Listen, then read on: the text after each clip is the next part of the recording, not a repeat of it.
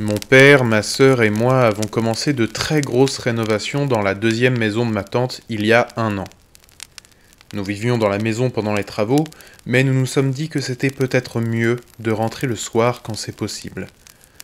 Cela est dû au nombre d'événements étranges que nous avons vécus dedans, nous rendant un peu paranoïaques à propos de cette maison. Quand mon père arriva dans la maison, il a vérifié l'état du grenier et a remarqué qu'il y avait 3 tuiles appuyées contre la fenêtre ronde. Cependant, lorsque je suis moi-même monté dans le grenier, j'ai remarqué que les tuiles étaient par terre. Elles n'étaient pas abîmées, elles étaient juste par terre. Mon père m'assura que personne n'était monté entre-temps et qu'il ne les avait pas bougées.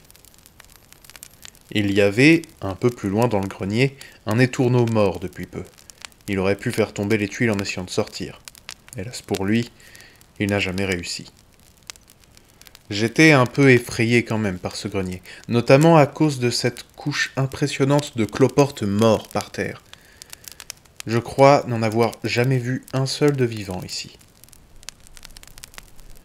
Après à peu près une semaine, je me suis rendu compte que nos outils n'arrêtaient pas de disparaître et de réapparaître à des endroits étranges. Nos outils électriques étaient régulièrement débranchés. C'est à peu près à cette période-là que mon père et ma sœur ont suspecté la présence d'un poltergeist. Je me disais qu'ils se prenaient un peu trop la tête. Ils ont décidé de poser des questions sur la précédente propriétaire de la maison aux voisins. C'était il y a quelques années, mais la précédente propriétaire était une vieille femme qui vivait seule et que sa famille ne venait pas voir. Elle ne sortait pas de chez elle, probablement trop faible. Apparemment, elle aurait fait une chute dans la maison et se serait blessée. Ne pouvant plus se relever, elle est hélas morte seule des jours plus tard. En apprenant ça, je me suis dit que la maison pouvait être hantée. Les choses ont commencé à devenir de plus en plus étranges après ça. Tout ce qui avait appartenu à la dame avait été sorti de la maison, à part 2 choses. Une broche métallique à l'effigie de la Vierge et une vieille robe de chambre à moitié mangée par les mites. Elle était en très mauvais état, mais je l'enfilais régulièrement pour faire peur à ma sœur. Tout le monde trouvait ça drôle, donc moi je continuais. Maintenant, j'aimerais n'avoir jamais fait ça. Une nuit, ma famille et moi nous discutions de cette fameuse robe de chambre. On se demandait si on la gardait ou pas. Son apparence et son odeur nous fit dire qu'on n'était pas obligé de la garder.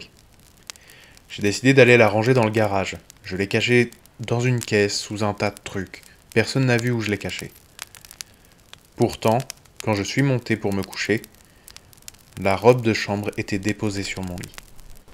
Cette nuit-là, ma sœur n'arrêtait pas de pleurer, et le seul moyen que nous avons trouvé pour la calmer fut de la sortir de la maison. Quand nous sommes retournés à la maison de ma tante, les événements se sont poursuivis. Je me suis réveillé une nuit parce que le miroir qui était sur la table de nuit venait de me tomber dessus. Mon père me raconta qu'un crucifix s'était arraché du mur pour venir le percuter dans l'œil. Il en avait encore la marque. Les mois passaient et les expériences se poursuivaient. Des bruits de pas dans la cuisine en pleine nuit, des odeurs qui n'ont aucune explication, énormément d'insectes, alors même que nous avons nettoyé la maison de fond en comble.